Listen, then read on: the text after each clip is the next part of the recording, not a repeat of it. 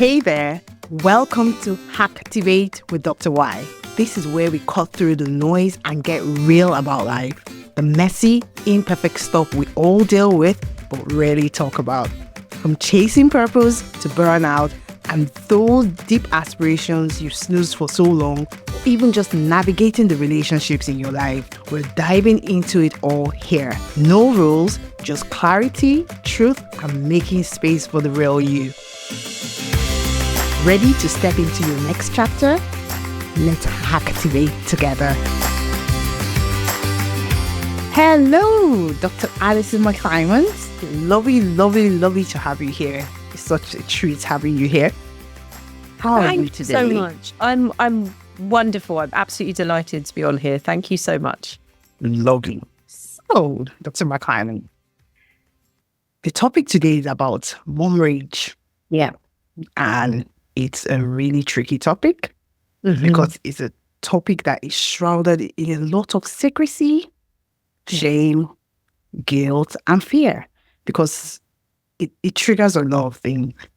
But for the listeners who are coming across this term for the first time, I know they might know what it is, but they might not just know exactly what this term encapsulates. What is mom rage? I think it's going to be different for different people, but the way I would interpret that is the sense that, and I think a lot of mothers will relate to this, the sense of overwhelm and the feeling of maybe kind of a storm of thoughts of why me, why am I doing all this? Sometimes people refer to it as the burden of the mother load. So all of that mental stuff that we do as mothers. So not just, is your child fed? You know, did they get to school on time? But all that other stuff. So the PE kits, the school WhatsApps, all that, you know, the doctor's appointments, the after school activities, all that stuff, I think, we carry that around as mothers. And then mum rage will sometimes come because we're carrying that massive bag of all that mother load. And then maybe our child does something that triggers something in us, that triggers this feeling of overwhelm, chaos, and intensity, and it just explodes out of us. And it might actually cause us a great deal of shame after we've done it. I don't think many mums would say, oh, I'm really glad I lost it with my kids today. I think completely the opposite. I think most mums feel huge shame for experiencing mum rage, but I think we need to remember that it is on the back of societal pressures of the mother load, as we've just spoken about. It's also on the back of our own, maybe, emotional turbulence and feelings of being a parent, remembering what it was to be a child, that because our children might be stirring up and lots of mirror images of our childhood. And also on the side of that, there is this enormous I talk about this a lot, but I really feel this very strongly. Modern mothers have never, ever had so much messaging of telling them they're doing the wrong thing. There is an enormous sense of shame that mothers carry all the time about, maybe I shouldn't have done this, I shouldn't have done this, I shouldn't have done this. And this kind of can create this perfect storm of a bit of an explosion of rage, really. You touched on so many things, and I love the term you use, the mother load. I've never heard that. Oh, okay. It makes a lot of sense. The interplay of those factors and how they're already cooking up a storm that is simmering under the surface.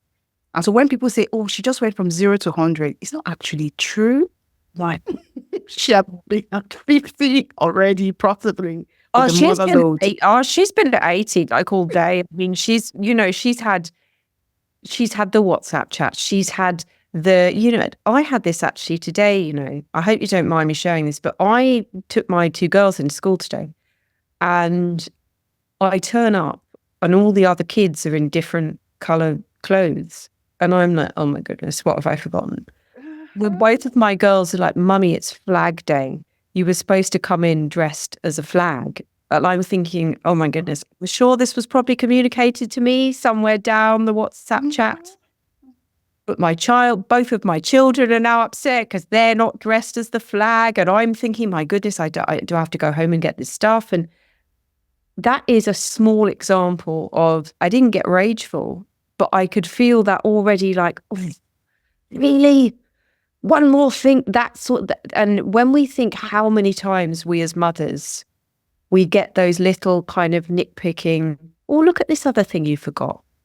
Or look at this other thing you didn't do quite rightly. I think it can really, really, really, really build for some people. Yeah. And thank you so much for being so vulnerable to share that.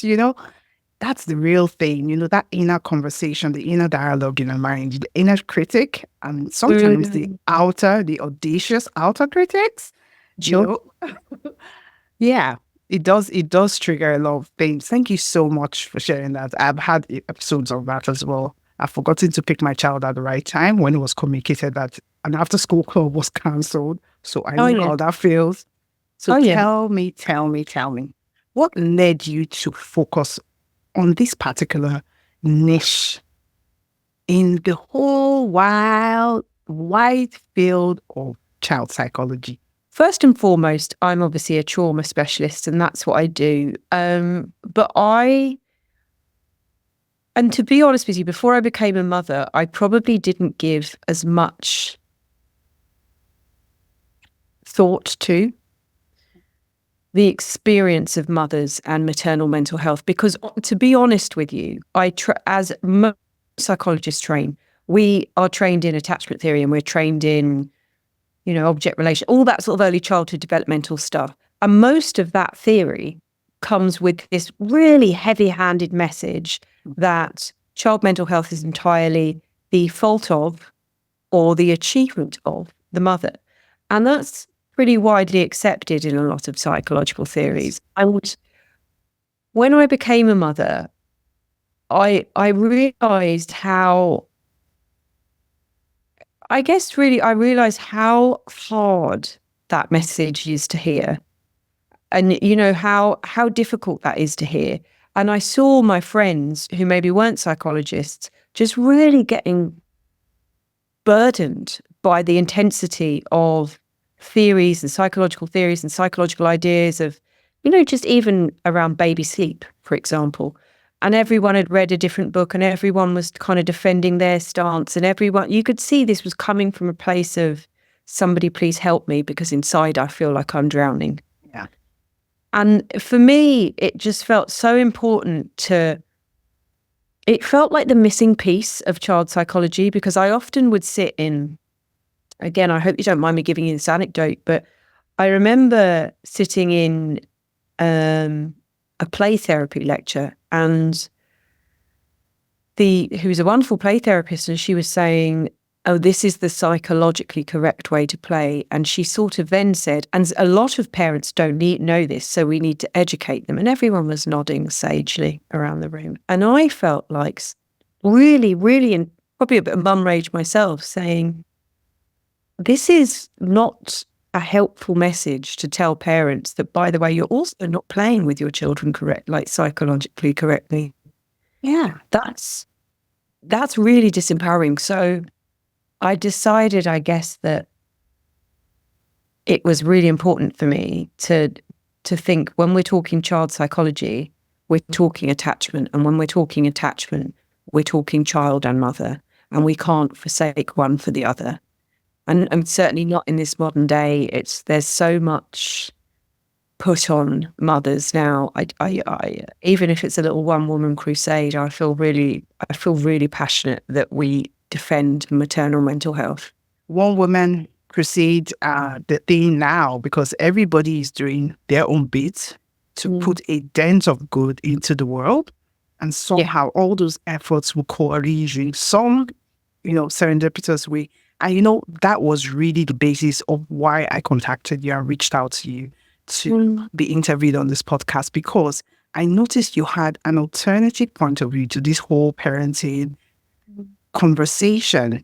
And it wasn't just about the obligations and the responsibilities and the burden always assigned to parents, especially moms, but it was also about, you and reading your book as well, you gave a compassionate witness to the inner life of mothers and the experience of mothers, even though it was your experience you were sharing and those of your clients. Yes, it's not everybody, because not everybody has been researched, but it's enough to show that, people are not alone. Because, there's one thing about when people are going through anything, any difficulty or challenges, that sense of isolation, it amplifies the problem, where in actual fact, the problem might not be that big, but it amplifies the problem. And with more rage again, because of all the messaging that you had said and the motherload and the interplay of all the multifactorial dimensions to parenting and motherhood,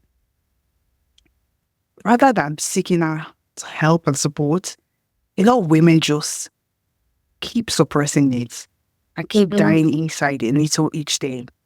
And eventually spirals. So thank you for doing this. So you've explained and alluded to this in what you talked about earlier. So mom rage often feels like a sudden eruption from years of silent struggle, guilt, societal pressure. So how do unresolved childhood attachment patterns fuel these overwhelming outbursts? Yeah. And what steps can mothers take to begin healing their own past while parenting these children? We probably forget that we parent how we were parented a lot more than we probably realise, even though all of us think we're doing it differently when we read this, and this is not how Yeah, and we're all going to do it differently, right? But we often, particularly in times of where we're triggered with, let's say, a boundary push or the child's, if you like, not respecting our authority, something like that, we revert back to, our neurobiological system and our fight and flight response kicks into play, and we revert back to probably some really early patterns. So, for example, if you were raised in a house whereby it was a very authoritarian house and children did not speak back to the parents, there was a very kind of strict order and hierarchy in that house. When your child, or what you observe your child doing, is disrespecting you or challenging your authority, it's very likely that that's going to kick a real trigger in you to think, this is chaotic, I must close this down, I must control this. And more to the point, if other people see my child doing this to me, this is shameful. You hit that. I see that quite a lot, actually, like where people are maybe over-disciplining because they're concerned what the other adults around think of what they've just done. And I think a lot of that comes back from our childhood patterns. Were we allowed to express emotions as children? How was conflict dealt with when we were kids? All that sort of stuff. Mm-hmm. There's another, I think, pattern whereby maybe our parents weren't particularly available, or maybe they were even too lenient with us. You spoke to that in your book about after any guides, yeah? Yeah. Oh my goodness, this is massive. I mean, this is a massive topic. Mm-hmm. And I think in this type of case, we're actually feeling maybe we don't find it comfortable to set boundaries. We don't really know what we're doing. We're thinking, no, it's much easier if my child likes me and if I'm their friend and they get upset. I hear lots of people say to me, but if I do that, my child will get upset. Yeah. Because maybe in their house, boundaries were fluid. There was none.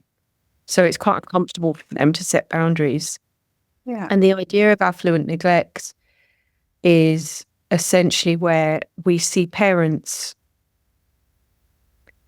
I guess a cruel way of putting it would be saying farming out parent responsibilities to other providers, be that schools or be that tutors, be that nannies. But the way I see it, because I think that's quite a cruel way to see it, I think the way I see it is possibly a parent who doesn't feel that they have everything inside them. They don't feel they're enough. They don't feel competent. Yeah, they don't feel they're enough. Right. They don't feel that just them on their own is enough for their child. They may be, they're worried about, maybe they've got the tutor because they're worried about feeling their child isn't keeping up at school. Maybe they've, got the nanny because they feel quite nervous about, I don't know, bedtime or disciplining the. I think it's important because we can sometimes say, oh, people are doing this with X, Y, and Z because they're bad parents, but actually it's likely it comes from a place of feeling, I don't feel that secure in my judgment right now. I don't know what, and I feel like I don't know what I'm doing. that's a spectrum in itself, because there's some parents that actually need that support, but there's some parents that proactively, well, I say proactively or over functionally put all those things in place, like you said, because of what others are thinking. For sure.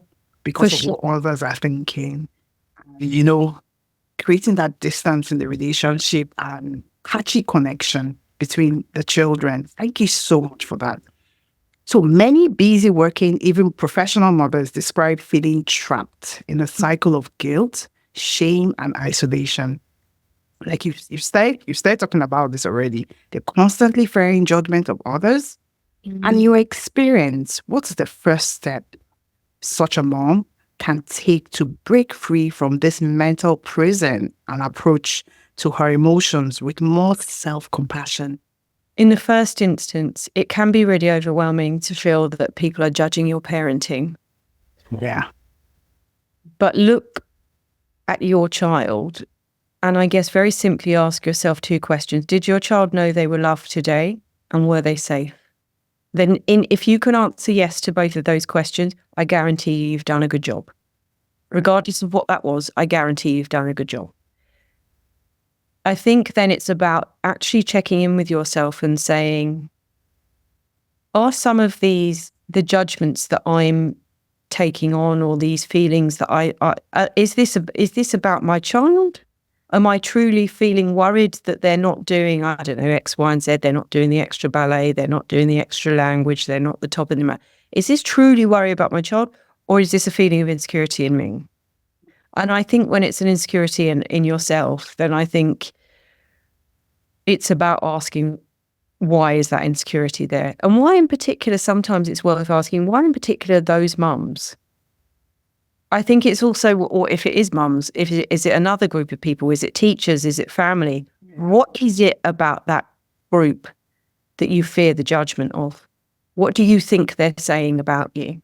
I think that can be helpful. But the compassion, just take it right back to what a parent is. And a parent, in its kind of fundamental core, is a safe space for a child.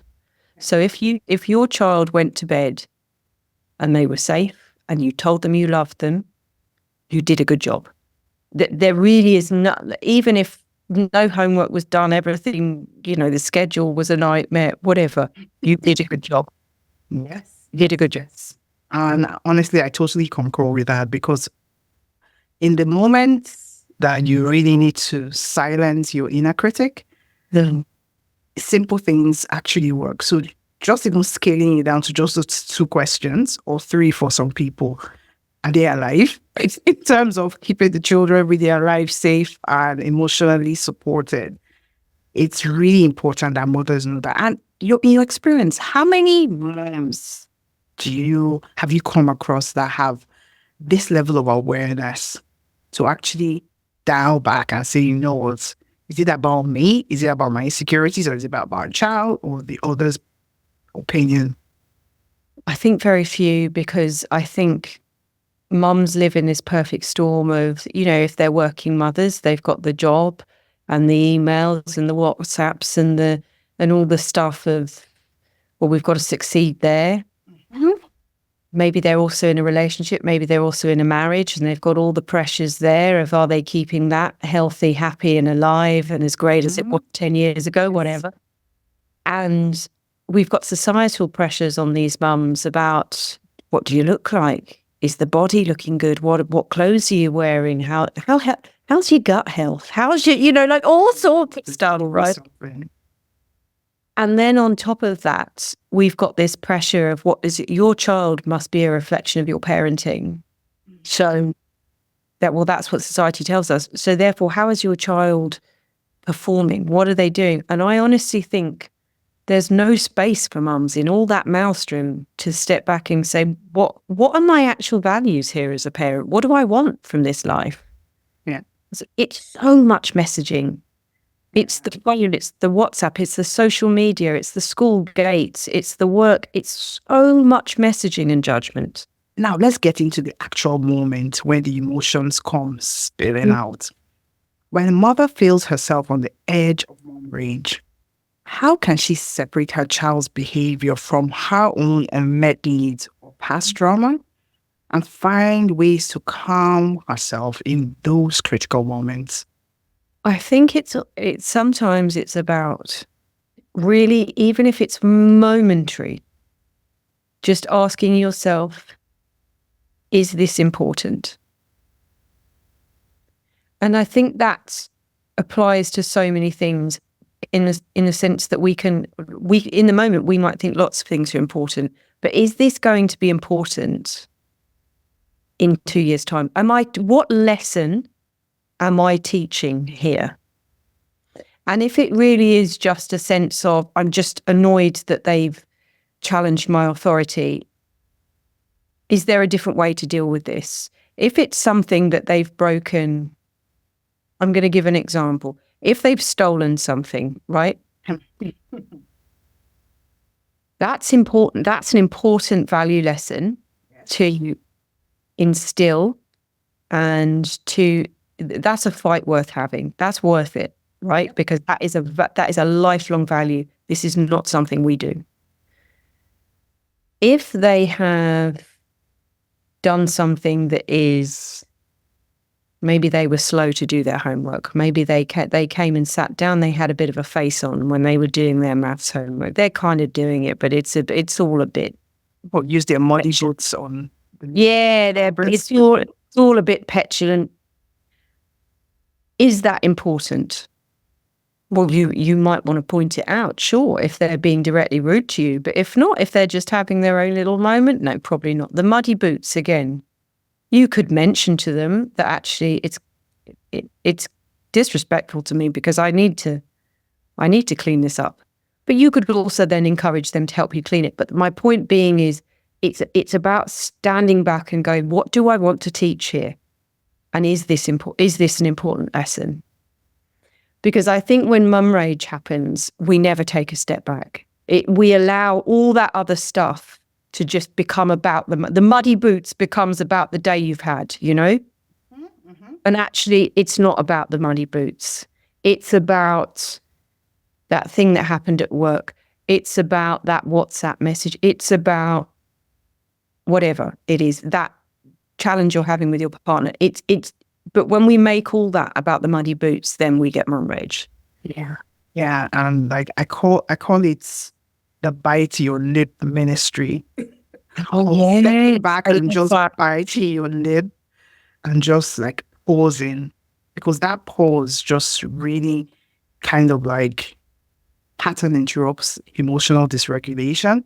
Yeah. I don't get it right most of the time. However, it's becoming a habit that has come to stay.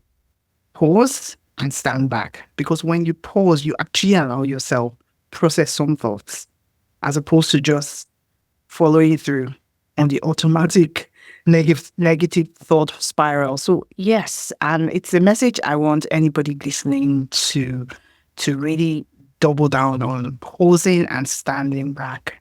It's okay. It's okay. There's nobody there in that moment that matters, even if people are a weakness to the extreme between your child and yourself. But just pause. Because like you had said earlier in our discussion about the over-disciplining of children because of the perception of others. Oh, yeah. You know, and so all of those things really feed in. Yes. And we've all been guilty of that, right? For me, I think that's particularly challenging actually with other outside family members, wider family. I think that's particularly challenging because there's already an emotional relationship there. And actually, and I think that's true for a lot of mothers, when the grandparents are there, when the aunts and the uncles and all of that, and when they're witnessing your disciplining of your child, I think that's when we can really start feeling that pressure very acutely. Yeah. And add to that the pressure, like part of the motherload you were talking about earlier, festive seasons. Oh, whole family meal thing. You've been there slaving away in the kitchen, probably from the night before. And then your child chooses that particular moment to just be a child, honestly. I don't know what to say about that, but standing back, dear listeners, is very important. Standing back from a situation and just pausing, because you actually allow yourself think. But to also give yourself grace when you don't stand back. We've all not stood back, right? We've all just gone off. Yeah. But it's the more, even just the thought of sometimes I need to stand back gives yourself the grace to know that that's the best thing to do, but you're not always going to do that, right? Yeah. We've all, gone off in the supermarket about something or whatever it is, or in the car. The car, for me, is terrible. The bickering at the back seat. Oh The my car's goodness. terrible for me. Because also I've got ADHD, so the sensory, this goings on around me and this going on in the back, I'm loath to go off probably.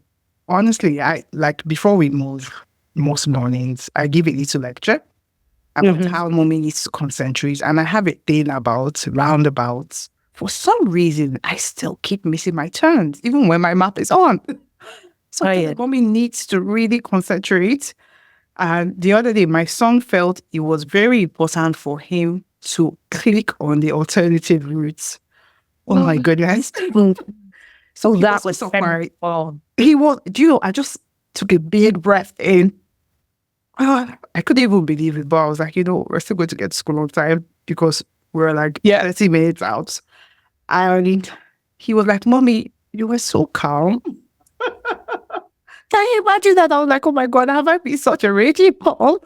But I just took a deep breath in and I said, you know what? We're still going to get to school on time. And thank God I did. You know why? Because we still got there on time. There was an alternative route ahead of us. Yeah. Got us there 4 minutes faster. It's so stressful. It's so stressful. I'm similar. I have to tell my girls, look, this is a time Mummy needs some quiet. Like if I can't do the noise and the because my navigation skills aren't good anyway. So it's wow. Yeah, the joys of motherhood. Exactly. Yes. So moving on to the next questions. For many mothers, mom rage is intertwined with feelings of deep loneliness. This is something a lot of women don't talk about. And even with professionals, it takes a lot of trying to draw it out of them for them to actually articulate, much less even admit things. So there's often a sense that no one else feels like this. You are the villain. And depending on how much saboteurs you have played in your head, the conversation can just be going and going and going. So how can mothers find the connection and support they need in a world that often shames emotional struggles? There's a quote from Brene Brown, who is a wonderful psychologist, and she often says, be careful of not everybody is owed your shame story. And I think this is really important, because if you start opening a conversation with a friend, a sister, a cousin, a whoever, and you start saying, today I felt overwhelmed, and you start talking about what happened with the kids, and the minute you feel there's a little shame being sparked in you, that person doesn't need your shame story.